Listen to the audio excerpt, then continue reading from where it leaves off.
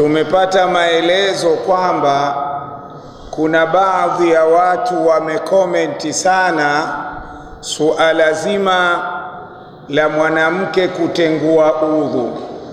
Hili ni jambo la kushangaa, lakini kwa zama zetu halipaswi kushangaliwa, kwa sababu walio wengi wanaokomenti ni watu waropokaji, watu wasiojua nini kinachosomwa na nini kinachosemwa. Tulifundishwa na shekhe kupitia kitabu, alituambia jawabu la mtu asiyefahamu ni kunyamaza. Kumnyamazia mtu asiyefahamu ndiyo jawabu lake. Akatusomea abiyati akasema, la tumari jahilan, usishindane na mtu mjinga, fatataaba, utapata tabu bure. Hata kama utampa dalili, yeye hawezi kufahamu dalili. La tumari jahilan fatataaba, utapata tabu bure. Lakini wama alaika itbuhu fatutaba, na si juu lako wewe kumlaumu, utalaumiwa wewe. Lakini wakati mwingine wale watu wanaoleta hizo comment huonekana kama kwamba wao wamejua.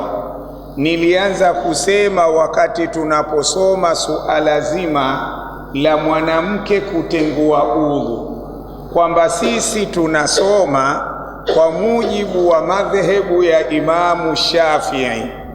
Madhehebu ya Imamu Shafi'i ni kwamba ukimgusa mwanamke ambaye sio maharimu yako, na mwanamke sio maharimu yako ni yule mwanamke yoyote ambaye unaweza kumuoa kisheria. Miongoni mwa hao wanawake ambao si maharimu yake mtu ni mkewe. Kwa hivyo mke anatengua udhu. Tulisoma hivyo kwa mujibu wa madhehebu ya Imamu Shafi'i.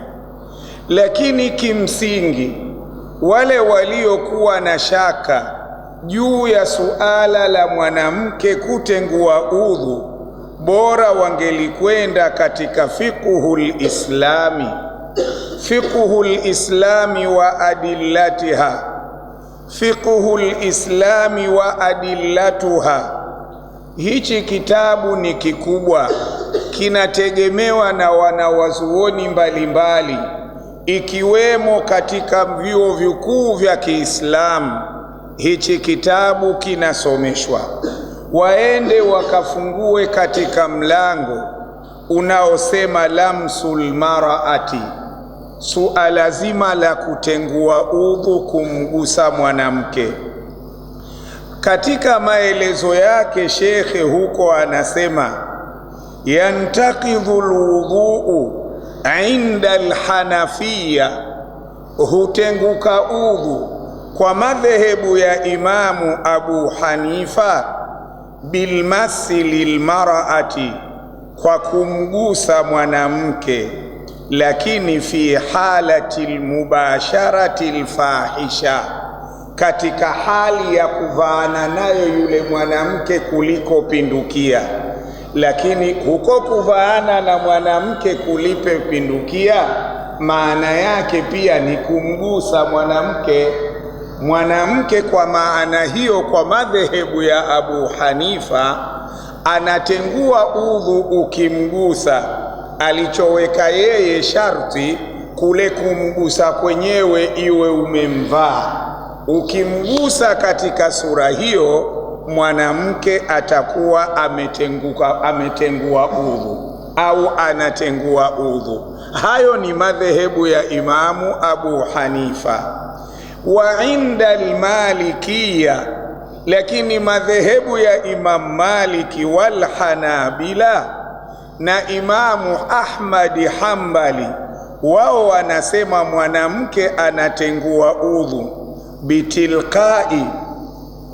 bitilqai basharatai rajuli wa mraati, kwa kukutana ngozi mbili ya mwanamume na mwanamke lakini kwa wao atatengua udhu fi halati ladhati, katika hali ukimgusi yule mwanamke kidogo ikaja ile hisia kwamba huyu ni mtoto wa kike niliyomgusa, au shahawati, au kumgusa kwa matamanio. Maana yake pia Imam Maliki na Imam Ahmadi Hanbali na wao wanasema mwanamke anatengua udhu. Walichokiweka wao ni kwamba utenguaji wenyewe pale utakapomgusa mwanamke uhisi kidogo zile habari ladhi. Ikiwa imefikia hivyo katika kumgusa kwako huyo mwanamke, udhu hapo utatengua. Lakini ukirudi nyuma, bado unaweza ukasema Imam Malik na Imam Ahmad Hanbal kadhalika na wao wanasema kumgusa mwanamke kunatengua udhu. Suala lililopo, yule wa mwanzo Hanafi yeye anasema mpaka umguse sana, umkumbatie sana ule mubashara wako. Imam Ahmad Hanbali na Maliki wao wanasema hata ukimgusa kidogo, lakini kwa sharti upate hisia fulani, lakini anatengua udhu. Imamu Shafi'i yeye akatoka katika hili suala la kadiria, labda umguse kidogo au umguse sana, labda ukimgusa uhisi ladha fulani. Yeye akasema mwanamke ukigusana naye udhu unatenguka bimujarradi iltiqai basharatai rajuli wa mraatin, kwa mwachiliko tu wa kugusana mwanamke na mwanamme udhu umetenguka. Yeye hakuzingatia mpaka uhisi chochote, wala hakuzingatia mpaka uvaane naye sana. Lakini ukienda katika ujumla, wote wanakubali kwamba mwanamke ukimgusa ambaye si maharimu yako anatengua udhu. Tumefahamiana? Basi Mungu anatuambia wala takif ma laisa laka bihi ilmun, usilizungumze jambo usilokuwa na ujuzi nalo. Kwa sababu gani? Inna sam'a wal basara wal fuada kullun ulaika kana anhu mas'ula. Utakuja kuulizwa mbele za Allah subhanahu wa ta'ala. Usikometi kitu ulichokuwa hujakijua. Hizi nilizozitaja hapa ni madhehebu zote nne, na kama wana wasiwasi watu waende katika fiqhul islami wa adillatuha, watayaona maelezo haya kwa ufasaha wake. Na hichi ni kitabu kikubwa, kinasomeshwa vyuo vikuu vya Kiislamu, na Uislamu kupitia mtume wetu unatueleza daa ma yaribuka ila ma la yaribuka, acha ulilokuwa na nini na wasiwasi nalo, sawa, nenda ukafanye lilo usilokuwa na wasiwasi nalo. Kwa hivyo wewe kama unahisi unapomgusa mkeo haiji hisia yoyote, mkumbatie, nenda ukaswali. Lakini sisi kwa kuondosha zile karai ya haula alhima yushiku an yakaa fihi, tunasema moja kwa moja kumgusa mwanamke kunatengua udhu. Tunafahamiana? Tayeb, tukiendelea, tulikuwa katika majosho ya sunna. Muislamu yako mambo anapotaka kuyafanya au anapokwisha kuyafanya anasuniwa kukoga. Miongoni mwa mambo hayo ghuslul idaini, kukoga mtu kwa ajili ya swala ya Idi mbili, au ghuslul idaini, kukoga kwa ajili ya kuhudhuria katika swala za Idi mbili. Mashru'iyatuhu, kuwa kwake sheria jambo hili. Anasema shekhe, wa yusannu alghuslu, inasuniwa kukoga, yauma idil fitri, siku ya idul fitri, wa yauma idil adha, na siku ya idi ya kuchinja, liman arada an yahdhura salata, kwa yule anayekusudia kwenda kuswali swala ya idi, waliman lam yahdhur, na kwa yule ambaye hataki kuhudhuria. Lakini siku hii ni sunna kukoga kwa mnasaba wal-idi mbili, lianna yauma al-idi, illa ni kwamba siku ya al-idi yaumu zinatin, ni siku ambayo imesuniwa watu kujipamba, ni siku ya kujipamba, siku ya furaha, siku ya idi, yaumu zinatin, fasunna alghuslu lahu, ikasuniwa kukoga kwa ajili ya al-idi. Wadaliluhu, na ushahidi kwamba ni sunna kukoga kwa ajili ya al-idi, ma rawahu Malikun fil Muwatta'i, juzuu ya kwanza, hadithi ya 177, anna Abdullah ibn Umar radhiyallahu anhuma kana yaghtasilu yawma al-fitri, alikuwa anakoga siku ya idul fitri, kabla an yaghduwa ila al-musalla, kabla hajatoka mapema kuelekea kule kunako swaliwa swala ya al-idi. Al-musalla ni lile eneo lililoandaliwa kuswaliwa swala ya al-idi.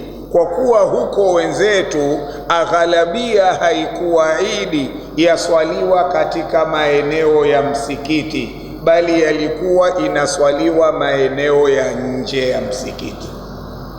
Sawa? Tayeb. Kwa hivyo ni sunna kukoga, na huyu sahaba alikuwa anafanya hivyo.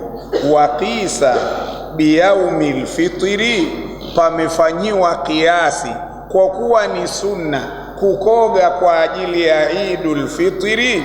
Madhumuni ya idul fitri na idul adha ni mamoja, yote ni yaumu zina. Kwa hivyo na idul adha na yao ni sunna mtu kukoga.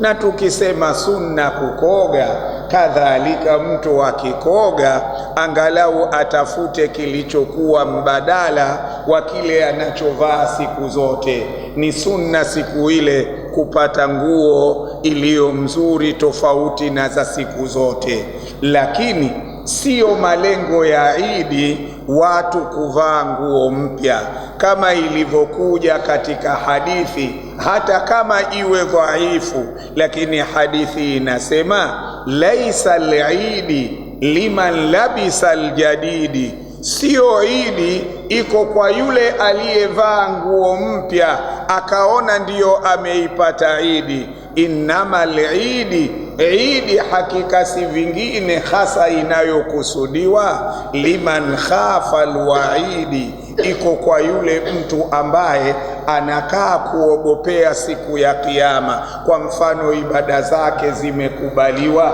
kama sadaka zake zilikubaliwa na kadhalika. Lakini pamoja na hivyo, bado mtu siku ya al-idi anasuniwa kubadilika kidogo. Tunakwenda wayaabudu amala sahabi, inasapotiwa amali hii aliyoifanya huyu sahaba hadha. Wayaabudu amala sahabi hadha, inasapotiwa amali hii aliyoifanya sahaba huyu.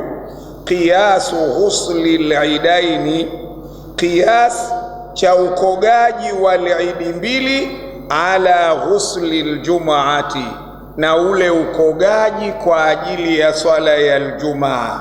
Lianna al-maana fihima, kwa sababu maana ya kukoga kwa ajili ya al-jumaa na maana ya kukoga kwa ajili ya al-idi wahidun, maana iliyokusudiwa ni moja, wa huwa atanadhufu, nayo maana yenyewe ni kujisafisha mtu, lijitimai nnasi, kwa ajili ya kukusanyika watu mahala pamoja.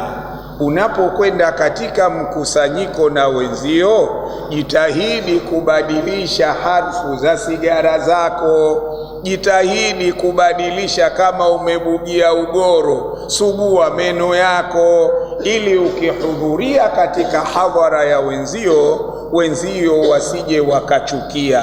Huo ndio Uislamu unavyotuelekeza. Tunafahamiana. Mara nyingi huwa tunasema katika misingi ambayo Waislamu wanachukua hukumu kutoka ndani yake, msingi wa kwanza Kitabullah, msingi wa pili sunnatu Rasulillah, msingi wa tatu ijma'ul umma alulama'il umma, msingi wa nne alqiyas. Kupitia kiasi tunaipata vipi hukumu na sheria? Tunaitizama jambo ambalo hukumu imekuja na kueleza jambo hili hukumu yake labda ni haramu, tunalichukua hili ambayo hukumu yake imekuja, tunalitizama na jambo ambalo haikuja hukumu yake, hatujaiona katika Qur'ani, hatujaiona katika hadithi, hatukuiona ijmai imesema nini kuhusiana na jambo lile. Tunaliangalia lile jambo, kwani madhumuni ya hili ni nini na madhumuni ya hili ni nini. Kwa mfano, Qur'ani siku ya swala ya Ijumaa imeweka wazi, idha nudiya lis-salati min yaumil jumu'ati fas'au ila dhikrillahi, akasema wadharul bai'a, acheni kufanya biashara. Kwa nini tumeambiwa tuache kufanya biashara? Kilichokusudiwa kitatuzuia tusihudhurie swala ya Ijumaa. Je, kama mtu anapanda shamba lake na haikutajwa katika aya acheni kupanda, aendelee kupanda au aondoke? Tunasema pia ni haramu kupanda, pia ni kuozesha mwanawe wakati huo itakuwa haramu, pia jambo lolote litakalomfanya asije Ijumaa na hilo litakuwa haramu, kwa mujibu wa aya iliyozungumza acheni kufanya biashara. Aya nyingine iliyokuja kwa kiasi, kwa mfano, Allah tabaraka wa taala anatuhusia sisi watoto kwa wazazi wetu, anasema waqadha rabbuka alla ta'budu illa iyyahu wa bilwalidaini ihsana imma yablughanna indaka alkibara ahaduhuma au kilahuma.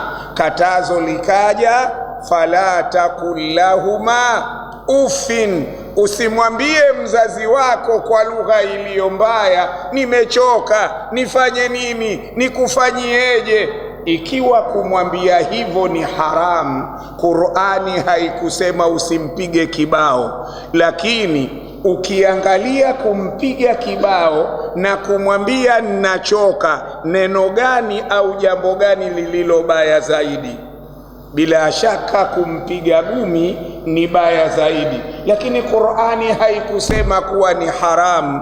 Tunachukua madhumuni yaliyokuja, fala taqul lahuma ufin, maana yake utamkera. Ukirudi kumpiga gumi huko tena sio kumkera, maana yake hatari yake kubwa. Kwa hivyo misingi hii minne ndiyo tunachukua hukumu zetu za Kiislamu. Yako mambo bado hayakufafanuliwa na Qur'ani, bado hayakufafanuliwa na Sunna, bado hayakufafanuliwa na ijma'i. Mambo hayo yakaja kupata hukumu kupitia kiasi. Tunafahamiana. na kupitia kiasi ndiyo mambo mengi yanakuja, sio wakati wake. Lau tungelikuwa tuko katika somo la usulul fiqhi, basi tungelieleza mifano mingi. Tunafahamiana? Tayeb. Warawa Ibnu Majah hadithi ya 1315 bisanadin fihi dhaafun, kwa sanadi ya hadithi ambayo ndani yake muna udhaifu. An Ibni Abbas radhiyallahu anhuma qala kana Rasulullahi sallallahu alayhi wasallam, alikuwa Bwana Mtume yaghtasilu yaumal fitri, alikuwa anakoga siku ya Idul Fitri, wa yaumal adha, wa yaqwi alhadithu, na hadithi hii inapata nguvu tuliyosema ni hadithi dhaifu, ma sabaka, na yale maelezo yaliyotangulia, min amali sahabi, kutokana na yale matendo aliyoyafanya Ibnu Umar yanaisapoti hadithi hii dhaifu kupata nguvu. Lakini kadhalika wal qiyas, inapata nguvu kupitia qiyas. Kama kuna usunna wa kukoga kwa ajili ya Ijumaa, basi ni sunna kadhalika kukoga kwa ajili ya Idi, kwa sababu madhumuni yote yanafanana. Tunakwenda pamoja. Waktuhu, wakati wa kukoga kwa ajili ya Idi, wa waktu ghusli al-idaini, na wakati wa majosho haya ya kukoga kwa ajili ya Idi, yabda'u binisfi llaili, unaanza wakati wake baada ya saa 6:15. Utakuwa wakati wa kukoga kwa ajili ya Idi umeshaingia min lailatil Idi, ya ule usiku wa kuamkia Idi yenyewe. Waweza ukakoga saa 6:30 kwa nia kwamba ninakoga kwa ajili ya swala ya Idi kesho alfajiri au asubuhi. Tumefahamiana hapo? Lakini kila ukichelewa zaidi karibu ya ule muda wa kwenda kule katika swala ya Idi, ndio aula, kama tulivyosoma katika swala ya Ijumaa. Tayib, josho jengine la sunna, ghuslul kusufaini, ni kukoga mtu kwa ajili ya kwenda kuomba jua. Jua limepatwa, kabla ya kwenda kuomba ni sunna kukoga kwanza. Mwezi umepatwa, kabla ya kwenda kuomba mwezi uachiwe, ni sunna kwanza kukoga. Ndio kusufi kusufaini, ndio inaingia kusufi shamsi wa kusufi alqamari.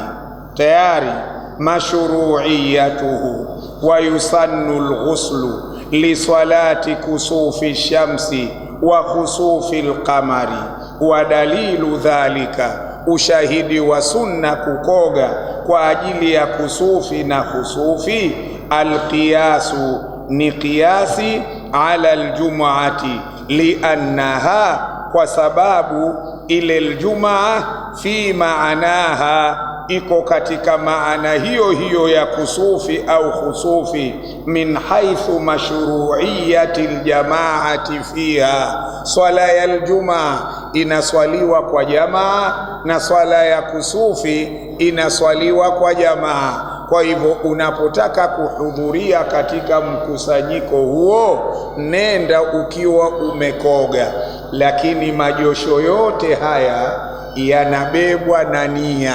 Kama utachukua maji utajimwagia tu, haiwi ndiyo josho hilo la sunna kwa ajili ya Ijumaa. Liannahu sallallahu alayhi wasallama yaqul innamal a'malu binniyati. Kwa hivyo unakoga kwa ajili ya Ijumaa, utie nia hiyo. Unakoga kwa ajili ya Idi, utie nia hiyo. Unakoga kwa ajili ya khusufi, utie nia hiyo.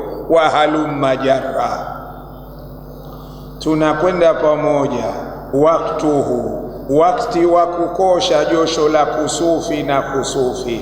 Wa yadkhulu waqtul ghusli lilkusufaini, bibadi'il kusufaini, ndio bibadi'il kusufaini, kwa kuanza tu kule kupatwa lile jua na mwezi na kutaka kuelekea huko. Wayantahi, usuna wake utamaliza, binjilaihima, kwa kuachiliwa mwezi au kwa kuachiliwa jua.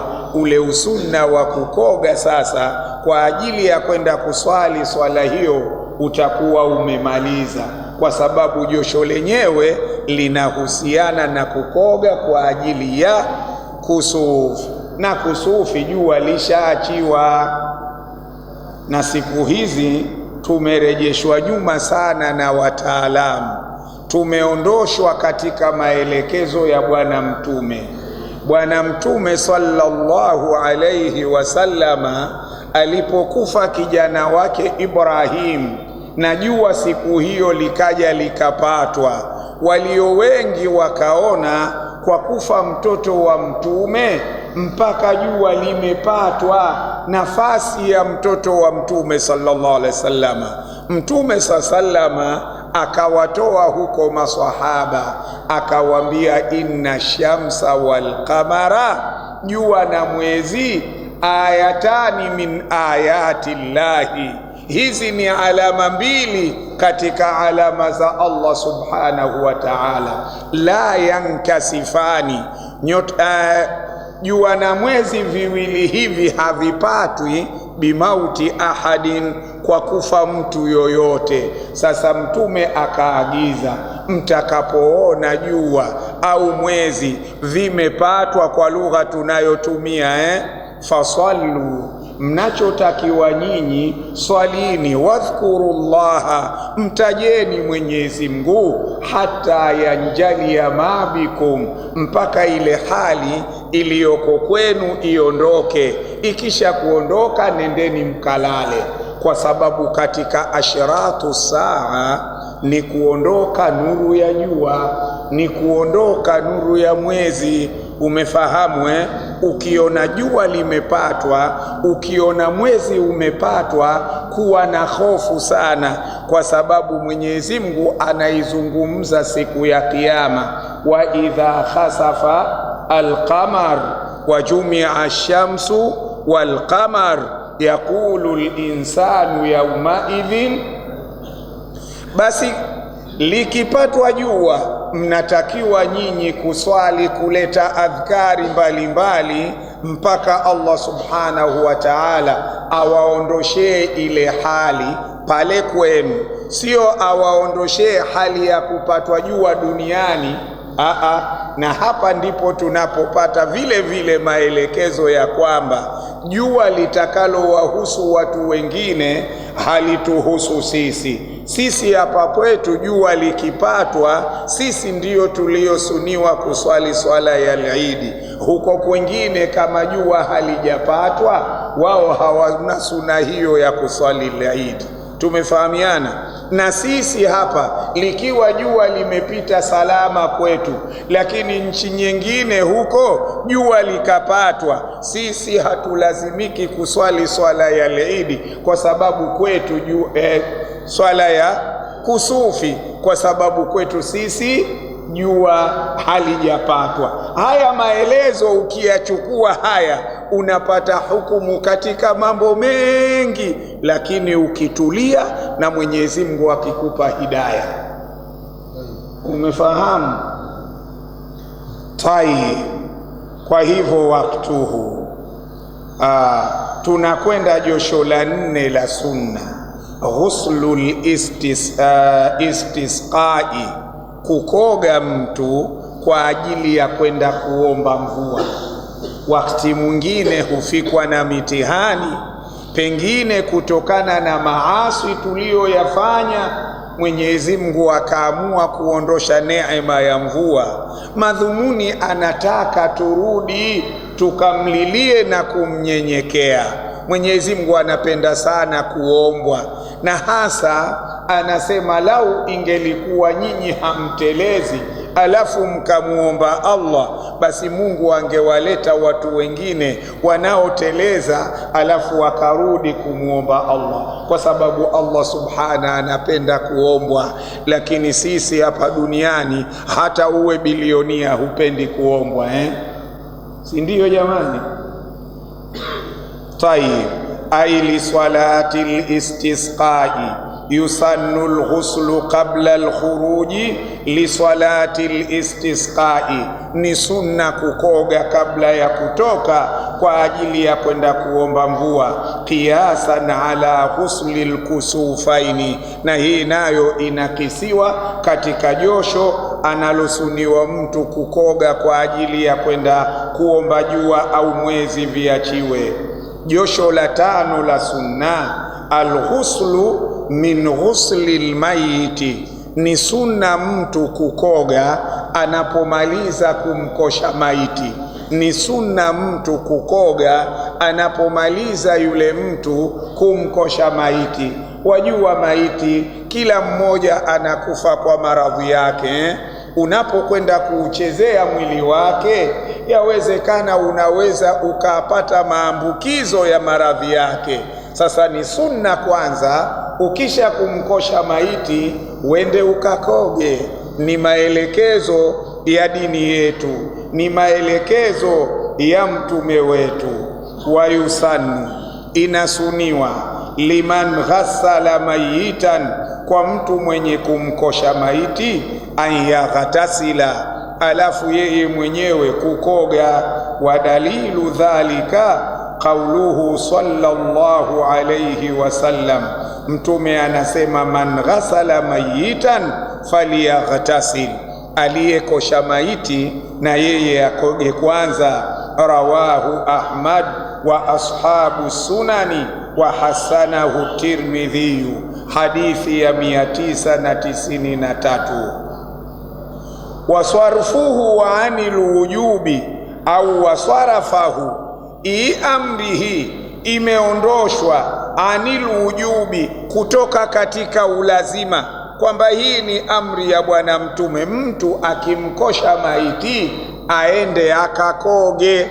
Hili nendo akakoge hapa ni amri, na amri siku zote yaktadhi alwujuba, na hasa amri ikitoka kwa mkubwa kwenda kwa aliyo wa chini. Amri ikitoka kwa wa chini kwenda kwa mkubwa inaitwa dua. Amri ikitoka kwa watu wanaolingana inaitwa amri hiyo kutakana watu kusaidiana. Sawa? Ikitoka kwa Allah kuja kwetu inakuwa ni lazima, ikitoka kwa Bwana Mtume kuja kwetu inakuwa ni lazima, ikitoka kwetu sisi kwenda kwa Allah hiyo inakuwa ni dua. Sawa, Kama ukisema rabbi ghufirli waliwalidayya waliman dakhala baitiya mu'minan walilmu'min, si ndio? Sasa rabbi ghufirli, neno ghufirli hii ni amri, lakini kwa sababu imetoka kwa mdogo kwenda kwa mkubwa, hapa inaitwa fi'lu duai, unamuomba Allah subhanahu wa ta'ala. Sawa? Tayib. Kwa hivyo inatoka amri hii katika uwajibu, inatolewa na nini? Qauluhu sallallahu alayhi wasallam, na maneno ya Bwana Mtume, laisa alaikum fi ghasli mayitikum ghuslun, hakuna wajibu juu lenu katika kuwaosha maiti zenu, hakuna wajibu wa josho. Idha ghasaltumuhu, mnapomkosha huyo maiti wenu. Kwa hivyo sio lazima kukoga baada ya kumkosha maiti, lakini maelekezo ya Bwana Mtume yana nafasi kubwa sana, yana kheri nyingi sana, yana siri kubwa sana. Tunafahamiana? Ingekuwa amri ya kuvaa helmeti tungevaa sote, Tunaendelea, al-aghsalul mutaalliqatu, majosho yaliyofungamana bilhaji, na utekelezaji wa ibada ya hija. Yako majosho ya sunna yaliyofungamana na utekelezaji wa ibada ya hija. Namba moja, alghuslu lilihrami bilhaji au alumra. Ni sunna mtu kabla ya kuhirimia ibada ya hija akoge kwanza, alafu ajitie manukato, alafu ndiyo ahirimie. Wadaliluhu ma rawahu Tirmidhiyu 830 an Zaid ibn Thabit al-Ansari radhiyallahu anhu annahu ra'a an-nabiyya, alimuona bwana mtume sallama tajarrada, akiepukana na nguo zake zile za kawaida, liihlalihi, kwa ajili ya kutaka kunyanyua sauti yake kuhirimia ibada ima ya hija au umra, lakini waghtasala, akakoga. Neno tajarrada liihlalihi ay nazaa thiyabahu, aliondosha zile nguo zake za kawaida, lilihrami, akavaa nguo zinazohusiana na mambo ya kuhirimia ibada ya hija au umra. Walihlalu, na hili neno ihlali, rafu sauti, ni kunyanyua sauti, bitalbia, kwa kuitika labbaik allahumma labbaika inda al-ihram, baada ya kuhirimia. Wa yutlaku, huachiliwa hilo neno ihlal ala al-ihrami nafsihi, juu ya kule kuhirimia kwenyewe, nako wakati mwingine huitwa ihlal. Sawa, na hata ule mwezi mdande unaitwa hilali. Kwa nini unaitwa hilali? Kwa sababu watu hunyanyua sauti kuelezana mwezi ule umeandama, mwezi ule ndio ukaitwa hilali. Sawa, yasalunaka anil ahilla. Tunakwenda mahala pa pili, alghuslu lidukhuli makkata. Ni sunna mtu kukoga anayetaka kuingia katika mji wa Makka, mji wa Makka kwa maana ya alharam. Wadaliluhu anna ibn Umar radhiyallahu anhu kan la yaqdamu, alikuwa hafiki Makkata illa bata bidhi tuwa, isipokuwa analala hapo Dhutua, hata yusbiha, mpaka afike na asubuhi hapo. Wayaghtasila, alafu anakoga. Thumma yadkhula Makka naharan, kisha anaingia Makka wakati wa mchana.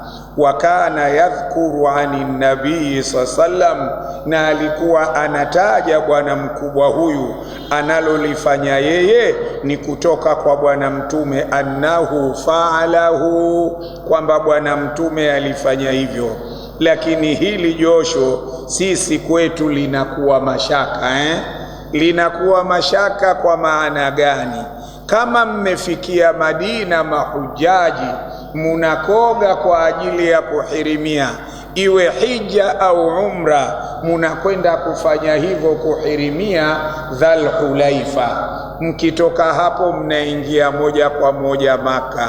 Waliofika Maka kwa kupitia Maka, wakifika katika ndege huko, wanawaelekezwa na wenye uongozi wao katika ndege, hapa ni mahala pa kuhirimia, hirimieni.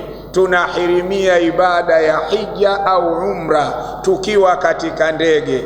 Ikiwezekana, kama umepita Dubai, utakoga pale katika uwanja wa Dubai na unabadilisha nguo zako pale, unahirimia ukiwa ndani ya ndege. Kwa hivyo josho hili na mahala hapa wala mahujaji hawapajui. Usiongozane na taasisi ukaiambia taasisi yako nipelekeni mahala panapoitwa Bidhitua na mimi niende nikalale hapo. Sisi tunaokwenda sote hatupajui hapo. wenyewe wenye Maka yao. Sawa. Tukiendelea katika jim, alghuslu lilwuqufi biarafa, pia ni sunna kukoga mtu kwa ajili ya ile siku tukufu, siku adhim ya kuhudhuria katika viwanja vya Arafa katika mchana wa mwezi 9 min Dhulhijja, katika ule mwezi mtukufu wa Dhulhijja.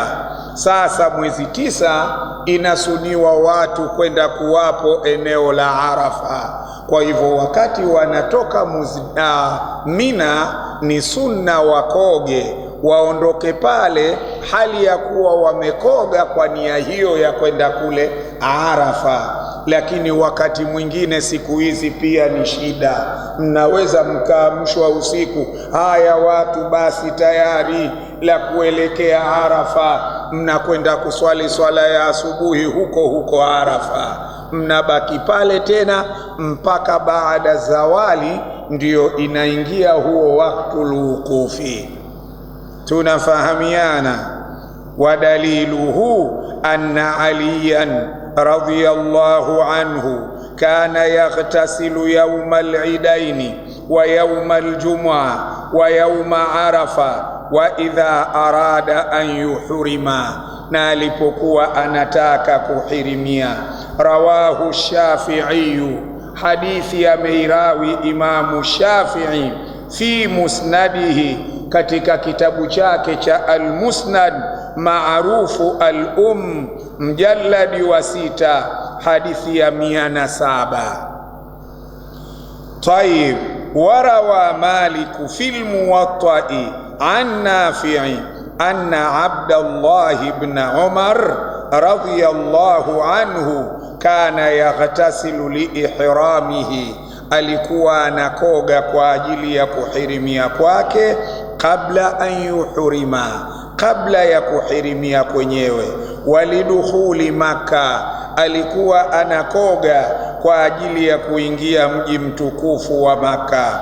Waliuqufihi ashiyata Arafa, na kwa kule kubaki kwake katika jioni ya Arafa, kwa maana ile siku ya kwenda kuwapo katika viwanja vya Arafa, anakoga Abdullah ibn Umar.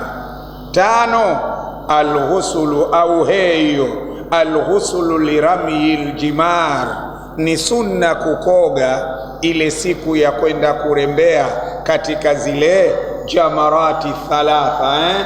Siku ya kwanza ya mwezi 10 jamratul aqaba, unarembea vijiwe vyako 7, unarudi zako kambini, unapumzika. Kesho baada ya salati dhuhuri au baada ya zawali unakwenda kupiga majiwe yote 3 kwa mujibu wa maelekezo tulioelekezwa na wanawazuoni wetu. Sawa.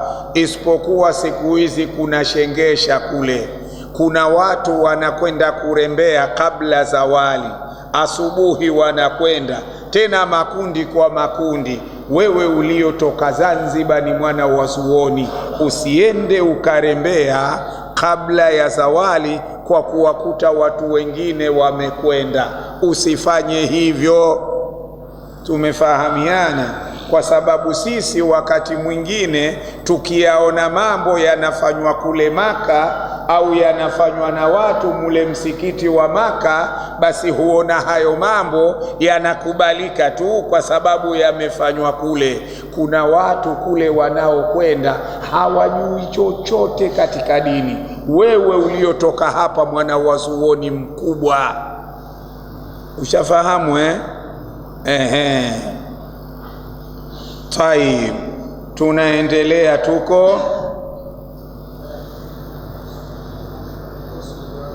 waljimar, sio hiya almawadhi'u allati yurma, ni mule mwahala ambamo nimeruka Naam, alghusulu lirami aljimar fi kulli yawmin, katika kila siku, min ayami tashriqi 3, baada zawali, na hilo lifanyike baada ya kupondokwa jua.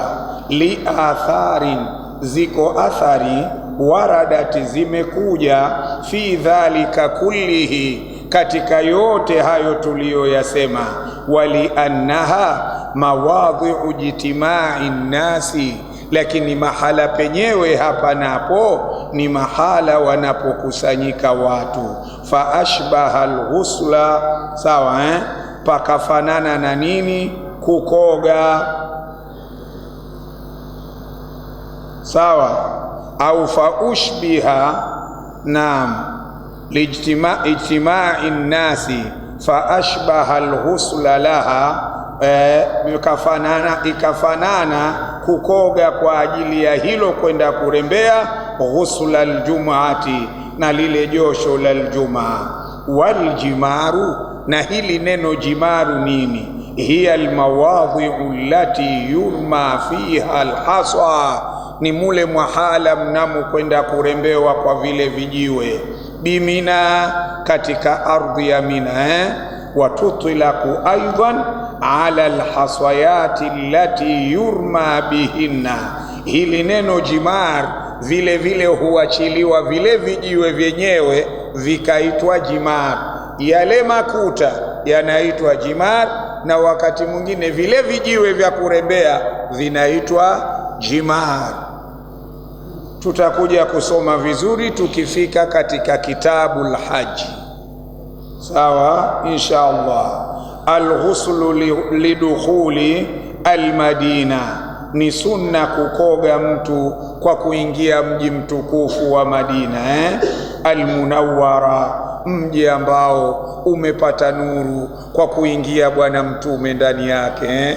Wakati safari ya Bwana Mtume anakwenda zake Isra na Miiraji, msafara wake ulipita pale Taiba. Akaambiwa Bwana Mtume, shuka hapa. Akaambiwa swali rakaa mbili, akaswali rakaa mbili. Akarudi katika msafara wake, akaulizwa, atadiri ya Muhammad, unajua Muhammad, aina sallaita, umeswali mahala gani? Akamwambia, mimi sipajui, wewe ndio unapajua Jibril. Akamwambia, sallaita bi Taiba, umeswali katika mji mtukufu unaoitwa Taiba, sawa haithu, mahala ambapo wewe kama mtume wa Allah utakuja kuhamia, yani mji unapata utukufu kabla hajahamia Bwana Mtume, kwa sababu atakuja kuhamia Bwana Mtume, sawa. Basi ni sunna kukoga wakati wa kuingia katika mji huo. Insha Allah Mwenyezi Mungu kwa fadhila zake, kwa rehma zake, miji hii tunayoisoma mitukufu atupeleke tukatekeleze ibada zinazofanywa katika miji hii. Innahu arhamur rahimin, sawa.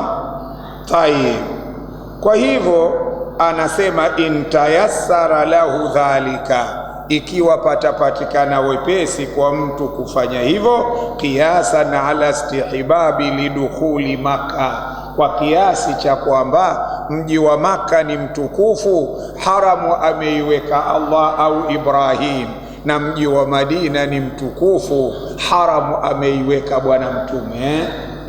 Tumefahamiana? Lianna kulla minhuma, kila mji mmoja katika miwili hii, baladun muharramun, ni mji wa heshima. Fa in lam yastati', kama hakuweza mtu, ightasala qabla dukhuli masjidin nabii, ajitahidi basi akoge kwanza kabla hajaingia katika msikiti wa Bwana Mtume sallallahu alayhi wasallam. Msikiti bora kabisa, msikiti ambao maksi zake ni kubwa mno. Kuswali swala moja humo unaandikiwa mbele za Allah kama swala 1000 ulizoziswali katika msikiti wa meli 4. Kama Mungu anakupa neema ya mali za halali, nenda ukafanye ibada katika mji wa Makka na Madina. Swala yako moja ya adhuhuri Makka unaandikiwa umeswali swala 100,000. Kwa muda wa siku 10 pengine utakuwapo Makka. Kila siku moja ina swala 5 na kila swala moja ina 100,000. Kwa maana ya swala zako 5 itakuwa kila Umeswali swala ngapi kwa siku moja? Umefahamu katika maisha yako pengine toka uswali mpaka leo swala za dhuhuri hazijatimia 500,000. Umefahamu? Bado hapo au hujafahamu? Ushafahamu inawezekana toka umeanza kuswali mpaka leo hivi swala za dhuhuri hazijatimia 500,000. Lakini siku hiyo ukipata nafasi kule ukiswali swala moja tu unaandikiwa umeswali swala 500,000. Neema kubwa hiyo. Weka katika azma na mipango yako. Wewe mfanyakazi, ukisha kustafu nenda ukamwamkie Allah katika nyumba bora kabisa. Awwala baitin wudhi'a linnasi lalladhi bibakkata mubaraka. Katika aya nyingine Allah anasema man dakhalahu kana amina, anayeingia nyumba ile au eneo la haram, huyo mtu anakuwa yuko katika amani. Allahu akbar. Tayib, naam, kaifiyatuhu, namna yake. Lilghusli kaifiyatun wajibatun wa kaifiyatun masnuna. Ukogaji una namna ya wajib na namna ya sunna. Alkaifiyatul wajiba, namna ya ukogaji wajibu, hiya ibaratun an amraini, ni tafsiri au maelezo ya mambo mawili. Yu'abbaru anhuma, huelezewa kutokana na mambo mawili hayo. Fil fiqhi, katika ilmu ya fiqhi. Bifaraidhil ghusli, sawa faraidhil ghusli, nguzo za kukoga. Al-awwalu an-niyya, kukoga kitu cha mwanzo ni nia. Inda al-bad'i, wakati wa kuanza. Bighasli al-jismi, ya kukosha kiwiliwili. Lihadithi innamal a'malu binniyati, sawa. Wa kaifiyatuha, namna hiyo ya kutia nia. An yakula bilafdhihi, mkogaji aseme kwa bikalbihi, kwa moyo wake. Wa idha talaffadha bilisanihi, na akitamka kwa ulimi wake. Kana afdal, itakuwa ni bora Nia mahala pake Waislamu ni moyoni, lakini akisapoti ile nia yake moyoni kwa kutamka na mdomo, hakuna ubaya, itakuwa ndio bora kabisa Imekuja mahala pengine watalaffudhu biha sunna, kuitamkania ni sunna. Hao wanaokataa kutamkania ni bid'a, hawajatuonyesha hadithi au aya aliyosema Bwana Mtume musitamke nia. Ili kitu kiwe haramu ni lazima ije aya au ije hadithi iliyo saraha, iliyo sahihi, inasema jambo hili ni haramu. Lakini jambo ambalo halijatamkwa kuwa hili ni haramu linabaki katika asili yake, na mambo yote katika asili yake yalikuwa yana sifa ya ibaha, sawa? Sisi tunafahamiana, yalikuwa katika asili ya uhalali. Kabla ya kuja sheria, vitu vyote vilikuwa halali. Tunavijuaje kuwa haramu wakati hakuja wana hukumu? Ilipokuja hukumu ndiyo ilipotuambia hili haram, hili haram, hili haram, hili haram. Ikavichapua vile vilivyo vya haramu, ikatuachia vile vingine, tukajua kuwa hivyo ni halali. Tunafahamiana? Hakuna sababu ya kugombana watu kwa nini katamkania. Manake dunia ya leo na jambo hilo nalo hilo eti imekuwa ndio nini? Ndio ilmu iliyosomwa watu kushindana katika nia. Jamani, tuache hayo, tuwasomeshe watu dini, wasome waweze kumwabudu Allah. Mtu katamkania haya, hakutamka haya kwa maana ya kutamka kwa ulimi, lakini kutamka moyoni ni lazima. Tunafahamiana? Sisi siku hizi tumekuwa watu wa kutafuta midahalo. iliyokuwa haina faida yoyote. Tayib, inatamkwa bwana kana afdal. Anatamkaje mtu nawaitu fardhal husli au nawaitu rafa'al janaba au nawaitu istibahata salati? Mwenye janaba anatumia nia hizo. Moja, nawaitu fardhal husli, nanuia kukoga josho la wajibu, josho la fardhi, ikiwa janaba, ikiwa hedhi, ikiwa nifasi, nia ndiyo hiyo. Au nawaitu rafa'al janaba, akaamua kulitaja josho analolikoga. Ndiyo sawa sawa, mwanamke anaweza akaamua kutaja josho analolikoga kama nifasi au hedhi. Tumefahamiana? Lakini akisema nawaitu fardhal ghusli, tayari hata kama anakoga janaba au nifasi au haidhi, au istibahata salati, au akasema nawaitu istibahata salati, maana mtu aliye na janaba, mtu aliyo na hedhi, mtu aliyo na nifasi hawezi kuswali, ni haramu. Kwa hivyo anapokoga josho moja katika hayo, nia yake atasema nawaitu istibahata salati, natia nia nipate uhalali wa kuweza kuswali, kiondoke hichi kiziwizi. Tumefahamiana Tayeb. Mwenyezi Mungu atuwafikishe. Au istibahata muftaqirin ila ghuslin, au akatiania nataka uhalali wa kuhitajia kukoga.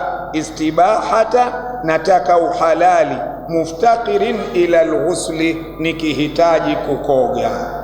Athani, nguzo ya pili katika kukoga majosho ya wajibu, ghaslu jamii dhahiri aljismi bilmai, kuiosha sehemu yote iliyo nje ya kiwiliwili kwa maji, sehemu zote. Yule shekhe wa babu katika hili katusomesha vizuri sana. Ametwambia kule, wayajibu an yataahada, ni wajibu mkogaji ashughulikie sana maatifa badanihi, sehemu zilizojikunja kunja za mwili wake, kahudhuni albatini walibti, kama sehemu zilizojikunja kunja za tumbo na sehemu zilizojikunja kunja za makwapa. Kwa hivyo wakati wa kukoga mtu ajikunjue, yale mabegi yale draw zile zikunjuke ili maji yaenee mote, na sehemu zote ambazo hata mwanamke ameambiwa zile sehemu zinazodhihiri inda kuudiha liqadai hajatiha, sehemu hizo nazo ziko nje. Anapokoga ni lazima ahakikishe maji yamefika huko makao makuu. Tumefahamiana? Mwenye manywele mengi ahakikishe anapokoga maji yamerowesha zile nywele zake zote, kadhalika yamefika maji mpaka katika ugozi, sha'ran wa bashara, nywele na ugozi, ahakikishe maji yamefika. Na kwa kuogopea maneno ya Mtume aliyoyasema, mtu yoyote atakaye koga janaba lakini unywele mmoja tu ukawa haukupata maji ya kukoga janaba, huyo mtu anakwenda zake motoni. Saidina Ali akawa anaamua, wanasema wanawazuoni, kukaa na kipara kwa kuogopa isije ikabaki nywele ndefu huko nimekoga, maji yakawa hayakufika. Sawa jamani? Tayeb. Athani ghaslu jamii dhahiri aljismi bilmai basharatan wa sha'ra, ugozi na nywele, ma isali almai, pamoja na kuyafikisha maji, ila batini sha'ri, ndani ya nywele huko, wa usulihi, na katika mashina ya nywele, hasa wale akina mama masha Allah wanakuwa na manywele mengi. Wakati wa kukoga ikiwezekana mtu kwanza achukue jagi amiminie zile nywele zake na kusugua kabla hajatia ile nia ya kukoga, alafu atakapokuja kumwagia itakuwa amepata urahisi, maji yashatangulia. Hilo la kwanza. Lakini anapokoga mtu janaba, akoge kwanza janaba. Kama anataka kujitia sabuni, aje kujitia sabuni baada ya kuwa kashakoga janaba. Kwa nini? Ukijimwagia maji kidogo, ukichukua sabuni ukajitia, yale maji unayoyachukua yakifika katika mwili wako yatakuwa yameshataghayyar, yamebadilika kwa kuchanganyika na sabuni. Sisi tunafahamiana na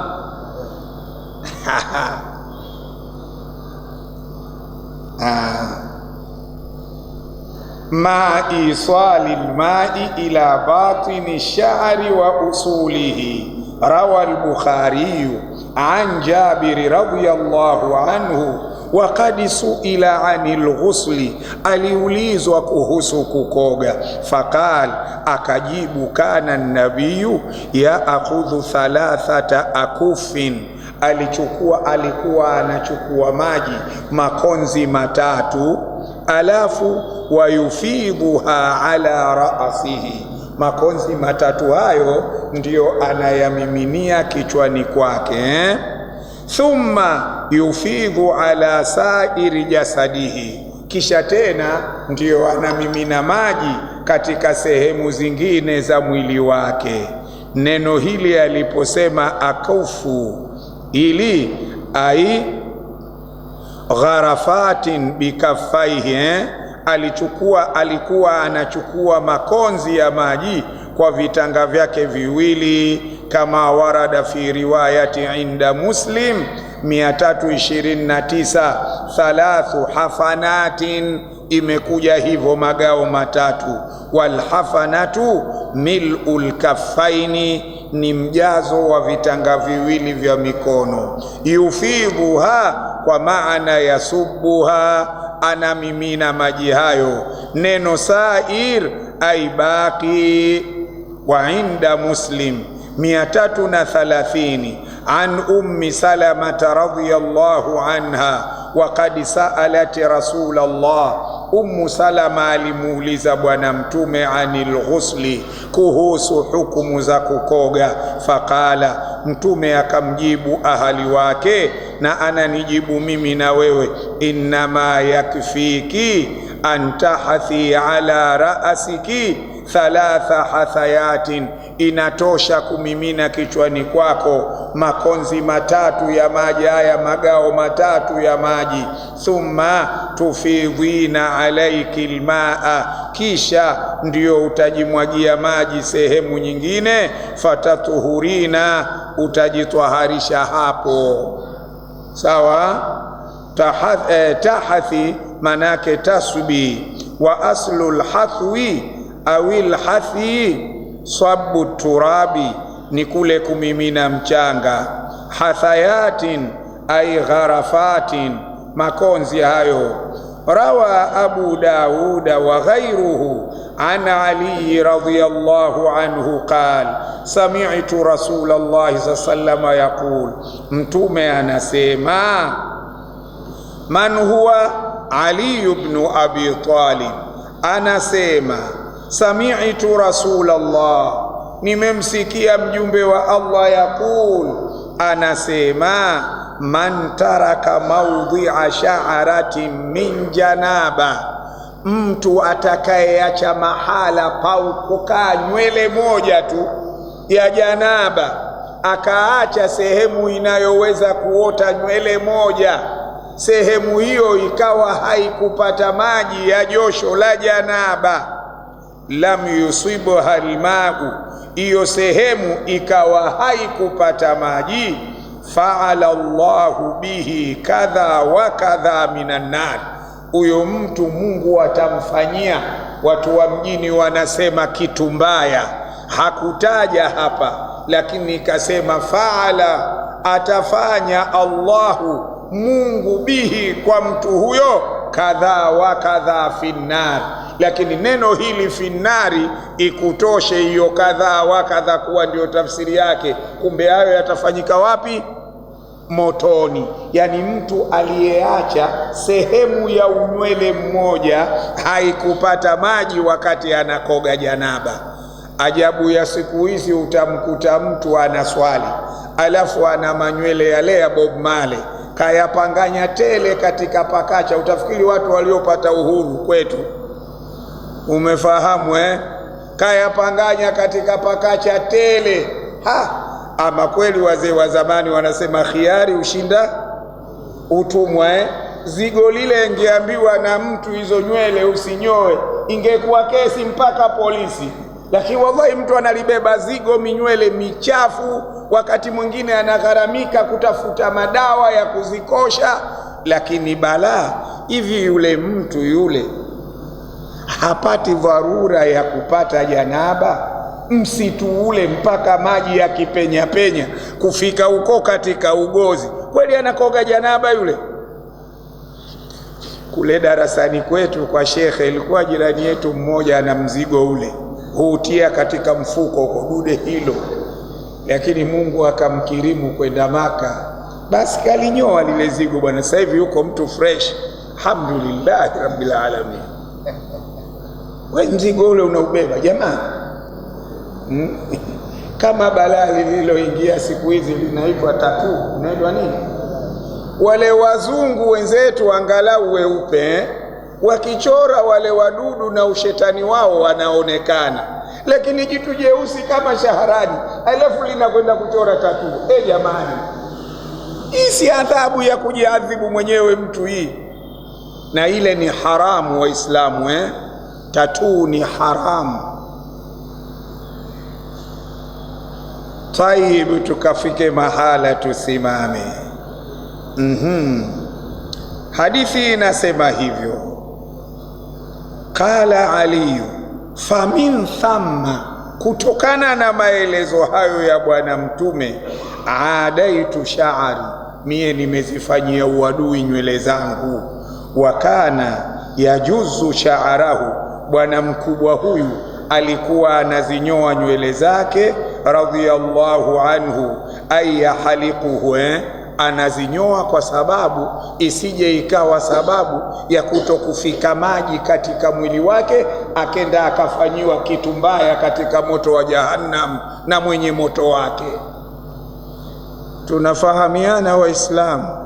Haya tunayoyasoma wenzetu, alhamdulillah, ilikuwa linapoanguka neno kutoka kwa Allah likija kwa wao wamelikamata, linapoanguka neno kutoka kwa bwana mtume pale pale wanalikamata na kulifanyia kazi. Bahati mbaya tuliyokuwa nayo sisi, tunasikia mengi lakini mengi yao hatuyafanyii kazi. Sawa, ni katika makosa makubwa mtu kupata ilmu ya jambo alafu lile jambo asilifanyie kazi. Sawa, anasema Imamu Ghazali, anasema nini Imamu Ghazali? Anasema alilmu bila amalin jununun, mtu akiwa anajua alafu alichokijua asikifanyie kazi, huo ni wazimu. Lakini wal amalu bila ilmin la yakunu, huwezi kufanya ibada kama huna ilmu. Utakuwa msanii tu unaigiza, lakini huwezi kufanya ibada. Lazima tusome ndio tutaipata swala, manake swala mpaka ukoge. Sawa, na kukoga kwenyewe ndio hayo tunayoyasikia. Swala mpaka utie udhu, na kutia udhu kwenyewe ndio kama hivyo tulivyosikia, na mambo mengine na mambo mengine. Kwa hivyo tunachokifahamu tukichukue, ndugu zangu, Mungu atuwafikishe tukifanyie kazi. Tayeb,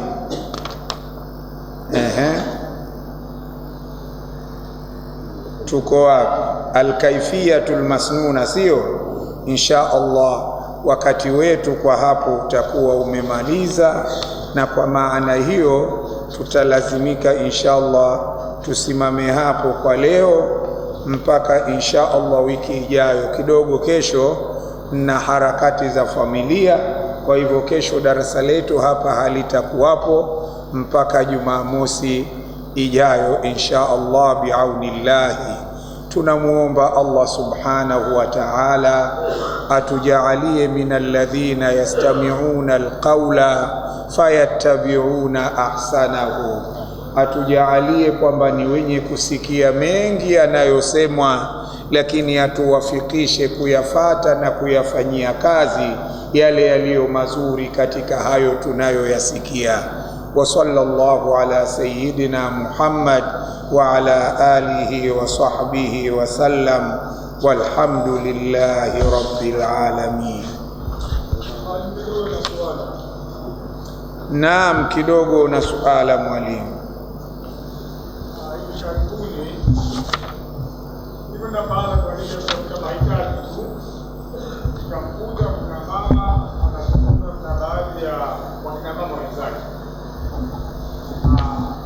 Muda mrefu alitoka Maka huko wiki, akaambiwa na mama, sisi kule Maka tulikuwa tunaswali na nikabu zetu. Nikamwambia, kwani hii inakubalika? Hatuko tunaswali na viongozi wetu wakikuona vipi mwalimu? Wakiswali na nikabu zao na walikuwa hawapandishi na viongozi wao wanawaona. Mimi nikawa na shaka ya hili moja. Na la pili kuzungumza ile nia ya nawaitu kafara wa salati. Hii inatumika kwa kuoga janaba ile za kutayamma, au pia unaweza kuitumia kwa janaba la kawaida? Hilo suala la pili bado sikulifahamu. Suala la kwanza, sisi tulivyosomeshwa kwamba sharti ya sijida ni kwamba yule anayekwenda kusujudi avaane na pale mahala anapokwenda kusujudia kwa paji lake la uso. Hivyo ndivyo tulivyosomeshwa sisi. Sasa huyo ambaye yeye amesujudi akiweka nguo ikawa inakwenda kutangulia pale anapokwenda kusujudia, atupe dalili inayoeleza kwamba hivyo inaswihi. Lakini sharti ya kusujudi ni lazima anayekwenda kusujudi awe mwanamke awe mwanamume, hili paji lake la uso liguse pale chini anapokwenda kusujudi, ikiwa pana mkeka, ikiwa vyovyote. Na kama kutakuwa na jua, anaruhusiwa. Kwa mfano, wakati mwingine umechelewa kuingia msikitini kule, watu wengi mno, pale unaposwali pana jua, unaruhusiwa kama una kihanjifu chako kukichukua, wakati wa kusujudi utakiweka pale chini, lakini utakuwa unafanya ule kama msala, sio utafunika katika uso au kofia uweke kama hivi, au kilemba kiwe kimefunika hapa alafu uende ukasujudi. Tulivyosomeshwa sisi hivyo si sawa sawa. Kwa hivyo mtafute huyo ambaye yeye amezungumza hivyo alivyozungumza, lakini ukweli usiokuwa na shaka, lazima mtu anayesujudi ili paji lake la uso liwe makshufa. Tayari shekhe? Ama hilo suala ulilouliza, sijui kama josho, sijui tamama, nyuma ulizungumza katika kuoga josho lolote, ikiwa hedhi, tunasema tunawaiku bora kusuli imetosha. Alafu kazungumza na wao mfano wa swala, kama sijafahamu manake katika kitu gani kitaje fahamu. Hata mimi nashindwa pia nikufahamishe nini ambacho unachouliza. Tumezungumza katika suala la kukoga kuna wajibu wa nia, sawa, na tukazungumza nia mahala pake moyoni. lakini kama utatamka kuongezea nguvu itakuwa ni bora. Na hizo nia zenyewe, nia ya kwanza tukasema nawaitu istibahata fardhil ghusli, sawa. Ukitia nia hiyo, nikasema kama janaba litakuwa tayari nia hiyo, kama mwenye hedhi itakuwa tayari kwa nia hiyo, kama mwenye nifasi itakuwa tayari kwa nia hiyo.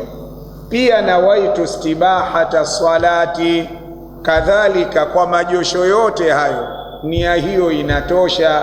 Lakini kama akiona mtu mwenyewe nikoge kwa nia maalum ya josho maalum, ndio atasema nawaitu rafa aljanaba, nawaitu rafa alhaidhi, nawaitu rafa nifasi, vitu kama hivyo.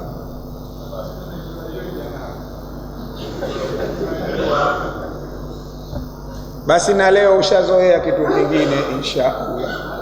Basi ushamaliza basi. Kuna mwingine? Basi insha Allah tumuombe Mwenyezi Mungu. Faida ya kukaa darasani ni kwamba kila siku ukienda darasani utakuwa unapata kitu kipya, sawa? Utakuwa unapata kitu kipya. Yule shekhe katika kitabu cha Taalimi anatuambia kama kuna suala umelisikia mara 1000 linataka kuzungumzwa mara 1001, usije ukadharau kusikiliza. Kwa sababu gani? Huyu atakayelizungumza mara 1001, hiyo mara ya moja hiyo, baada ya 1000 anaweza akatia faida, ukawa wewe faida hiyo katika mara zote 1000 hukupatapo kuisikia. Kwa hivyo insha Allah tuhudhurie sana darasa mbalimbali kwa ajili ya kuifahamu dini yetu. Katika msiba tulionao sasa hivi, watu kukometi waliosomesha mashekhe wanaweza sana, lakini kwenda kukaa darasani na kusoma hakuna. Suala sio kukometi shekhe wangu, suala nenda ukasome. Alafu ukisikia mtu katanguliza kukwambia tunasomesha kwa madhehebu ya Imam Maliki, kwa hivyo wewe masuala yako yote yapelekee katika madhehebu ya nani? Ya Imam Maliki. Akikwambia mtu tunasomesha kwa madhehebu ya Imam Hanbali, masuala yako yote yapeleke katika madhehebu yale. Akikwambia tunasomesha kwa madhehebu ya Imamu Abu Hanifa, kadhalika peleka masuala yako huko. Akikwambia tunasomesha kwa madhehebu ya Imamu Shafi'i, masuala yako peleka katika madhehebu hayo. Na kwa maana hiyo ndio maana ukakuta kuna madhehebu 4 mashuhuri. Zilikuwa nyingi, hizi zilifika madhehebu 12, nyingine zikafa, zikaja 8, zikafa 4, zikabaki madhehebu hizi 4. Ushafahamu Na kama ao salafi, basi hawa ndio salafi saleh. Haya madhehebu 4 kwa sababu wao wako katika karne 3 bora. Tumefahamiana? Hawa wako katika karne 3 bora. Kwa hivyo wewe ukiwafata wana wazuoni hawa, wewe ndio salafi kindakindaki. Tumefahamiana? Maana watu hujifunga malemba tu, hata kama elimu hana, kajifunga lemba, anafikiri siku zote ni za harusi. Umefahamu bwana? Haiwi hivyo. Viko vilemba vya ilmu mpaka ufungwe na wenyewe. Siku ya kwenda kuoa we funga tu vilemba, hata mwanangu anajua kufunga vilemba hivyo, nenda atakufunga ukaoe.